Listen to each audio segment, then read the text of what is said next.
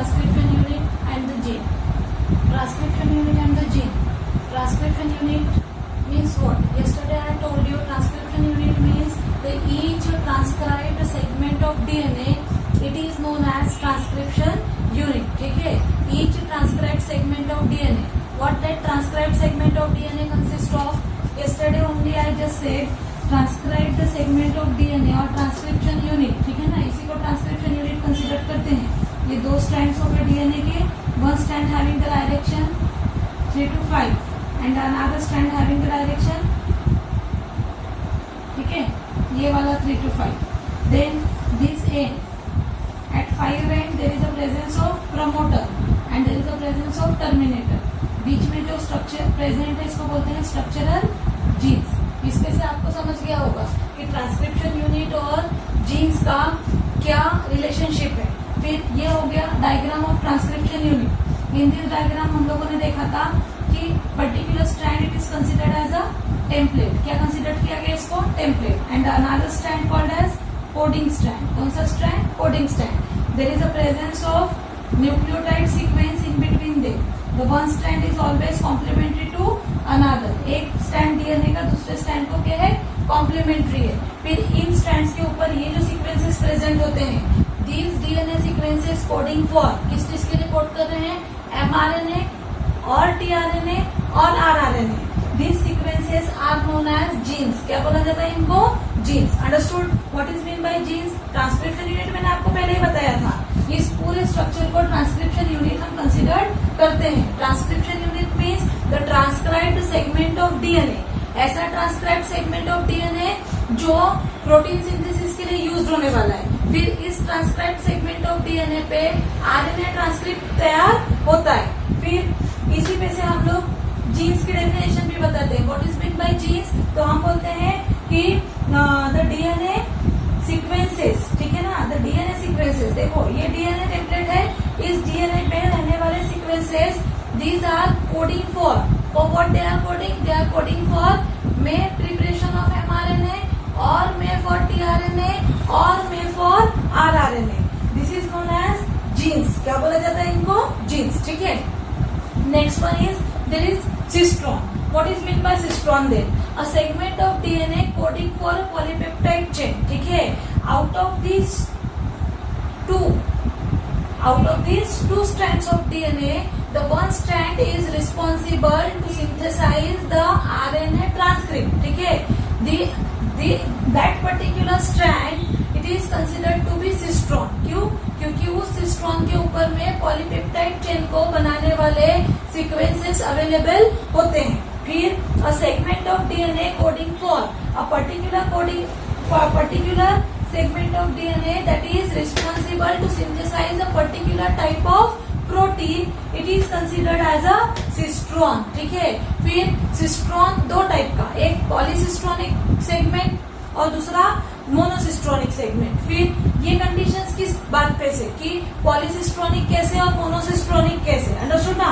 तो पॉलीसिस्ट्रॉन और मोनोसिस्ट्रॉन में क्या फर्क है ये आप लोगों को ध्यान में रखना है. देखो, सिस्ट्रॉन मतलब a segment of DNA coding for polypeptide chain. It means that structural genes. ठीक है ना. अब कितने स्ट्रक्चरल जीन कौन से पर्टिकुलर सेगमेंट पे अवेलेबल है? इन स्ट्रक्चरल जीन्स का मतलब क्या होता है? तो structural gene means sequence of coding. ठीक है. Structural gene means a particular sequence that is responsible to synthesize a particular type of protein. These are considered to be structural genes. Means हम consider करते हैं कि cistron में दो condition पाई जाती है, एक मोनोसिस्ट्रॉनिक और दूसरी पॉलीसिस्ट्रॉनिक. तो मोनोसिस्ट्रॉनिक कंडीशन मतलब क्या?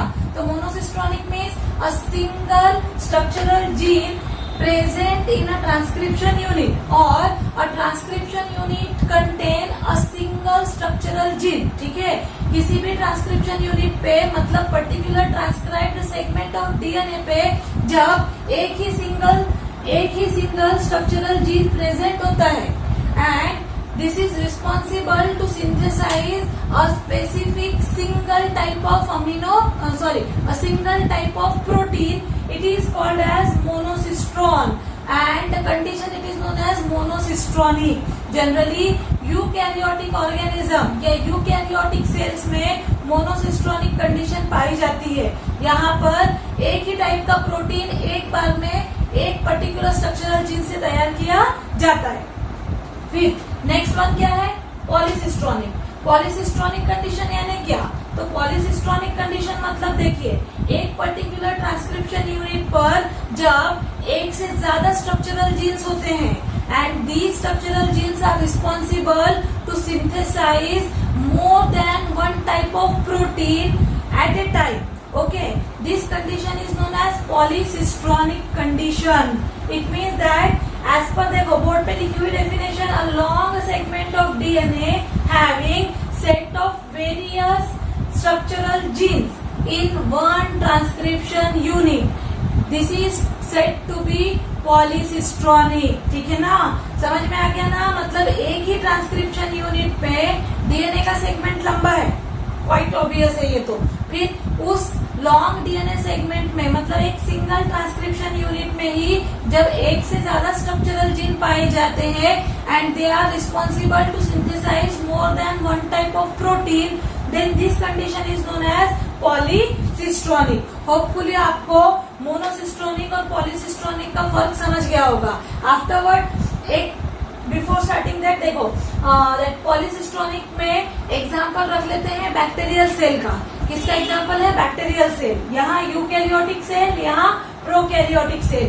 बैक्टीरियल सेल में पॉलीसिस्ट्रोनिक कंडीशन होती है और एक ही बार में एक से ज्यादा टाइप के प्रोटीन्स को बना सकता है। फिर नेक्स्ट पार्ट देखते हैं, structural genes in case of eukaryote. मैंने आप लोगों को इसके पहले भी बताया था कि ट्रांसक्रिप्शन की प्रोसेस में जो आरएनए तैयार होता है, it is known as RNA transcript, understood, या इसी को प्राइमरी आरएनए भी कंसिडर किया जाता है। फिर आरएनए ट्रांसक्रिप्ट या प्राइमरी आरएनए मतलब ऐसा आरएनए जिसको बाद में प्रोसीड करने की जरूरत है, लेकिन इन केस ऑफ प्रोकैरियोट एक ही टाइप का आरएनए पॉलीमरेज रहने से जो सेगमेंट तैयार होती है या जो स्ट्रक्चरल जीन्स है, in case of prokaryote they do not having interrupted sequences, they having a single chain. कैसी चेन है उनके पास, सिंगल, और ये पूरी की पूरी चेन एक्सॉन की बनी हुई है, देयर इज नो इंट्रॉन्स। ठीक है, लेकिन अगर ये यूकैरियोटिक स्ट्रक्चरल जीन है, किसका है, यूकैरियोट।